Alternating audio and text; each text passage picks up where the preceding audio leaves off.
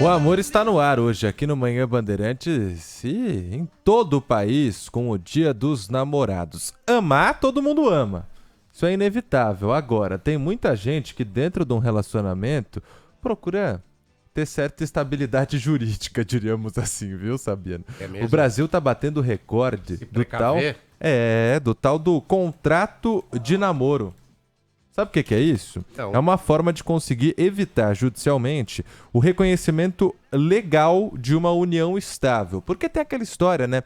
Mesmo que a pessoa não seja casada no papel, pode se configurar uma união estável, depois que alguns pré-requisitos forem cumpridos.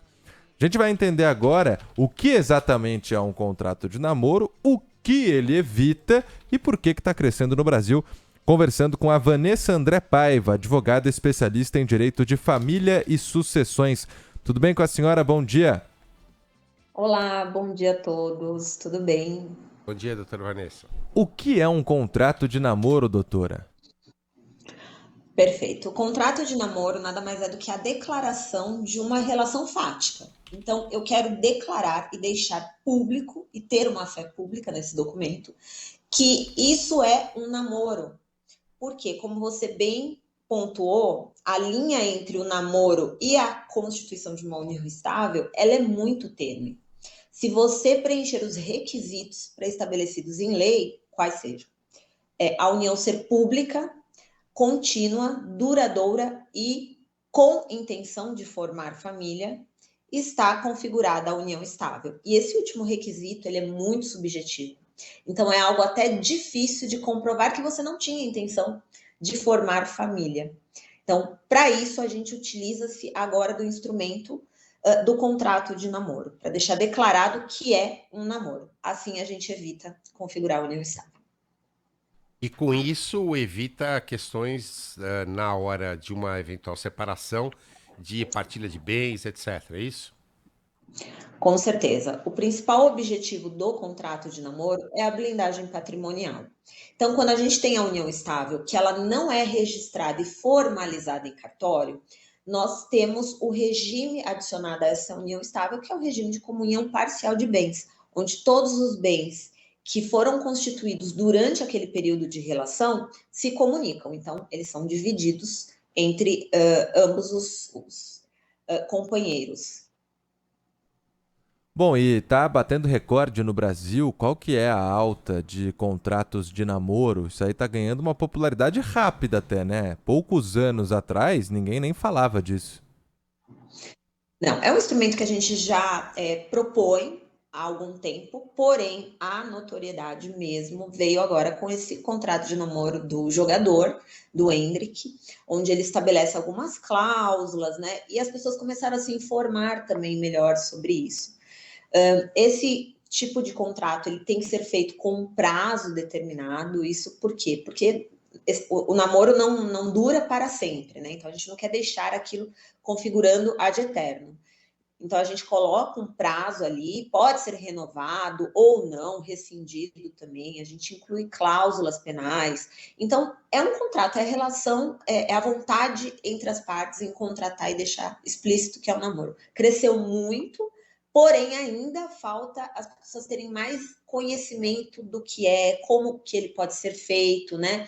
Para que ele serve? As pessoas às vezes deixam meio que para trás, né? Ah, é só um namoro, todo mundo sabe que é um namoro. Só que quando isso começa a se tornar um pouquinho mais sério, se você numa brincadeira apresenta como sua esposa, isso tudo pode vir a configurar uma união estável. E acredito que com o número maior de contratos de namoro diminui o número de litígio no judiciário a respeito do reconhecimento ou não da união estável. Doutora Vanessa, agora, normalmente, namoro, hoje em dia é assim, né? No namoro, o casal já mora junto. Mesmo assim, dá para assinar o contrato de namoro? Dá, perfeito. Até porque para constituir uma união estável, a gente não precisa estar morando debaixo do mesmo teto. Tem casais que moram em países separados e a gente consegue configurar essa união estável, tá?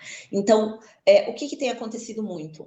Jovens que vão fazer um intercâmbio fora ou recebem uma proposta para trabalhar fora do estado, fora do país, e querem ter isso já delimitado. Você vai comigo, a gente vai morar juntos, e aí é muito simples, né? Constituir a união estável, morando juntos.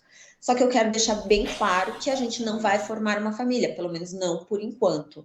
E é bacana ter essa conversa, né, aberta, porque quando a gente inclui aí a questão patrimonial, parece muito que, mas então você está querendo blindar os seus bens porque você não confia em mim. E não tem nada a ver, né? Acho que o namoro, ele realmente ele não tem que ter uma confusão patrimonial. Você ganha o seu, ele ganha o dele e está separado. Mas, doutora, nessa questão patrimonial também, caso seja configurada uma união estável pela justiça, primeiro, a união estável precisa ser um pedido feito por uma das partes, é isso? Geralmente após término. E depois, tem direito a tudo como se fosse uma esposa, porque a gente acompanha uma grande briga judicial há bastante tempo, que que começou após a morte do apresentador Gugu, né? A mãe dos filhos dele diz que tem uma união estável, tinha uma união estável com o comunicador, e isso até hoje corre na justiça. Explica como funciona e quais são os direitos. Então vamos lá.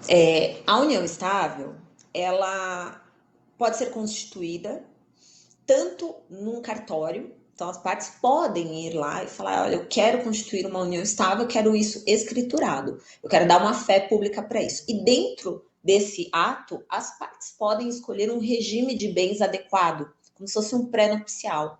Então, elas podem escolher, por exemplo, o regime de separação total de bens.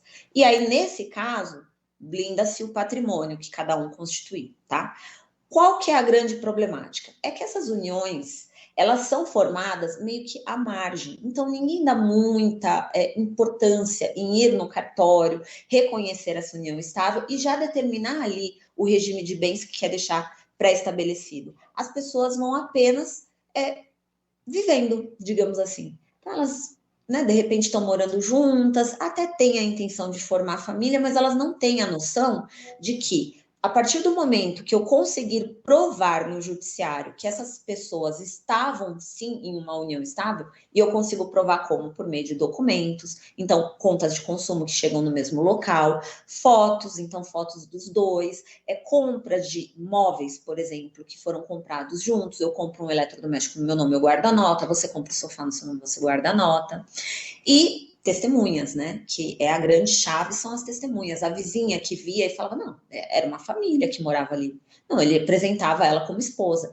Então, as pessoas não sabem que a partir desse dia que eu consigo configurar o início, tudo, bens, saldo em conta, bens móveis e imóveis, saldo em conta, investimento, criptomoeda, dívidas, tudo vai ser partilhado até o dia do fim. E o dia do fim, normalmente, é aquele que a gente consegue comprovar com uma mensagem que acabou, ou a pessoa indo embora e alguém testemunhou que aquela pessoa foi embora.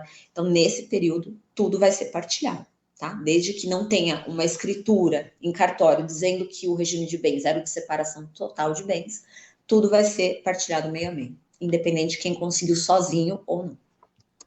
Vanessa André Paiva, advogada especialista em direito de família e sucessões, conversou com a gente aqui um pouco mais sobre os contratos de namoro, que ganharam muita notoriedade aqui no Brasil depois que o atacante ex-Palmeiras, agora no Real Madrid, Endrick, também da seleção brasileira, anunciou que tinha feito um contrato de namoro em termos mais tranquilos, né? Numa brincadeira com a atual namorada, que deve se mudar com ele para a Espanha, inclusive. E aí, todo mundo foi atrás de assinar um contrato de namoro também. Obrigado, doutor. Um abraço. Obrigada a todos. Obrigado, Bom bom dia. dia.